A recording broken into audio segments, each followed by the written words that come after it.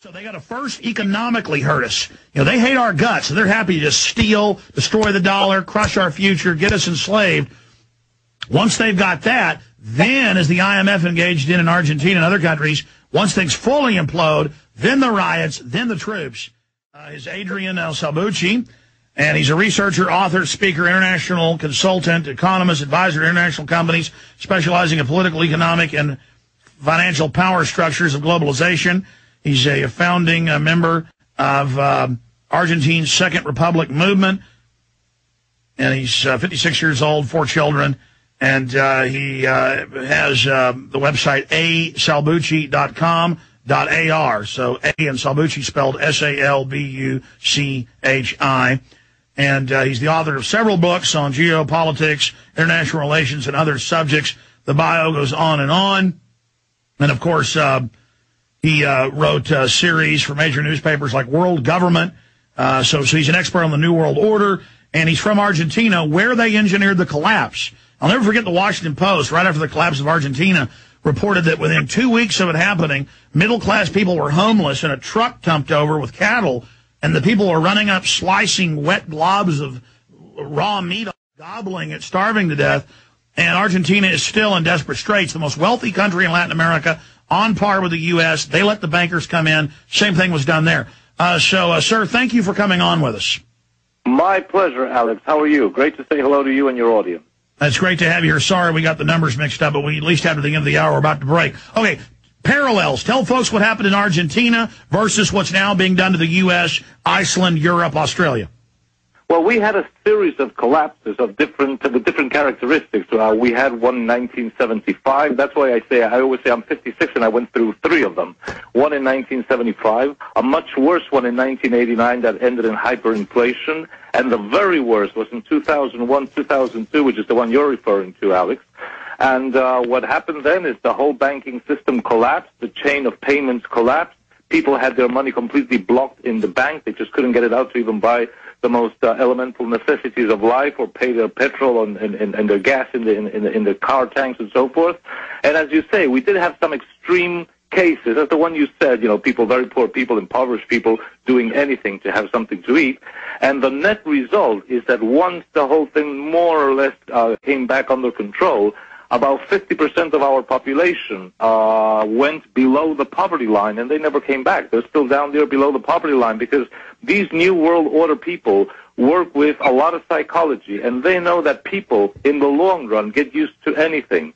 So they've arranged to have us all get used to just, at least half the population, to living below the poverty line, and it's just more of a question for the police than a question of actually getting things done. I call it, Alex, when you're in grief over somebody's death. We've all lost a dear person in our family or a friend, and at first we feel shock, and after that, terrible grief, and then it's terrible sitting down at the dining table and seeing that the chair where your dad or your mom used to sit is empty. But after a month, after 6 months, after a year, you get used to it. You cope with it. And they did that. Part of the experiment they did with us was that. They took our money away. Everybody was banging pots and pans down the street. Everybody was screaming, yelling. I had friends that literally, and I myself, wanted to set fire. Stay there, sir. Got a break. Amazing. From Argentina. Stay with us.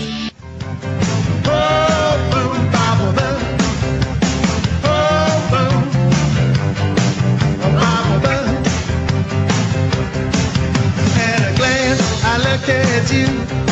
Adrian Salbuchi is our guest, economist, researcher. He wrote back in 1995, World Government, the book, and how they were controlling his nation. It's the same thing. The IMF and World Bank brag. You heard Jim Tucker earlier with sources inside Bilderberg. They are celebrating. Well, George Soros is in the news saying this is the greatest time of his life, the culmination, that he's behind this all, and they can't wait till you're bankrupt under their control.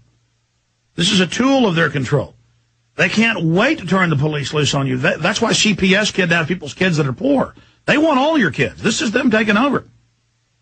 This is a military operation. Okay, Mr. Salbuchi, continuing, you've lived through this, and I love the analogy you do of showing a peso and the devaluation of it.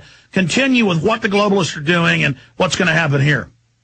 What you were saying, Alex, about the peso that I show in the YouTube film is just to show a 1 peso coin, 1 Argentine peso coin, will hardly buy you a bus drive in downtown Buenos Aires, and yet through 4 monetary reforms, that same peso in 1970 would have been equal to 10 trillion pesos, which would have bought you Argentina 4 times over, so to speak. So that is, we know what inflation, hyperinflation are all about. And what I was saying just before the break, and this is something that we should all keep in mind, I think that Argentina in 2001 and 2002, when we had our financial, banking, and monetary collapse and meltdown, in a way, we were sort of a trial case. We were sort of an experiment to see how people would react. Latin America has more resources in South America than the U.S. does many times over. The people are hardworking, too.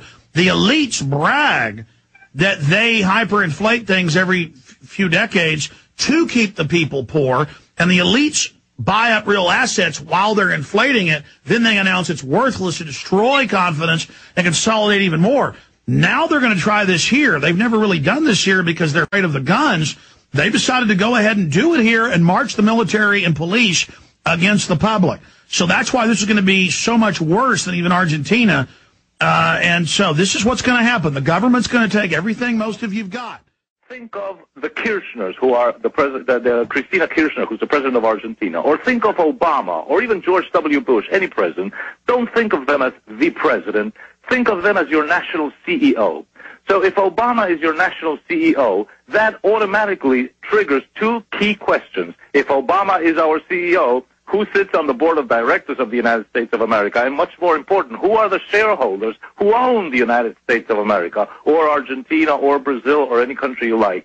When you start understanding that, then you realize that what these guys do is they go into any country, yours or mine, they identify the SOBs, and believe me, there are millions of them, who are willing to sell out their country for money, for prestige, for fame, for power, for personal power. They pay them all they want, they pay all their campaigns, and then they have them as CEOs to do their own dirty work. They don't need invading forces. They don't need an invasion as you've had to do in Iraq or in Afghanistan, or you did in Vietnam, which looks very bad in the 6 o'clock news. They know, and Argentina is a prime example of this, that they can do this through the control of well-paid local managers to do them their dirty work.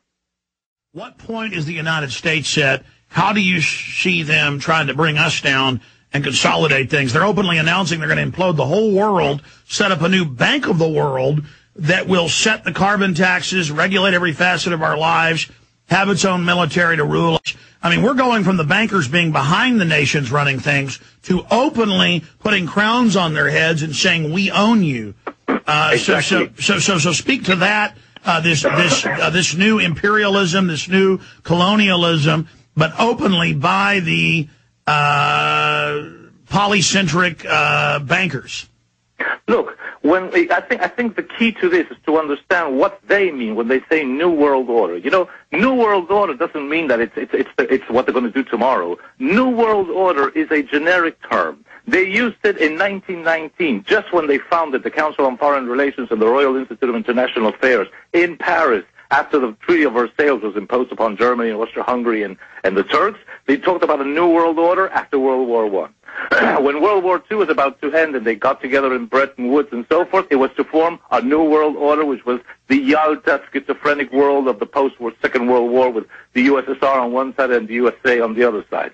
When they were getting ready for globalization and they knew that the USSR had to go, George Bush announced, George Bush Sr., we're going to have a New World Order called globalization. Fine. Now they're talking about another New World Order. And that New World Order they're talking about now is world government. It was announced on 8th December 2008 in the pages of the Financial Times London by one of their key journalist, Gideon Rachman, and the title of the article says it all. They just wrote, now it's for world government. We're going for world government. And the guy says, I'm not talking about governance. I'm not talking about international cooperation. I'm talking about world government. And that is the next stage that they want to drag us into. That's why it's so bloody dangerous what's happening right now. And then you find out that they are literal eugenicists who gave Hitler his own ideas. You find out they're total control freaks on a power trip, and that they've been working for a world government so they can literally carry out one-child policies, culling, you name it. I mean, if folks are upset about world government, They should really be upset if they know what the end game is.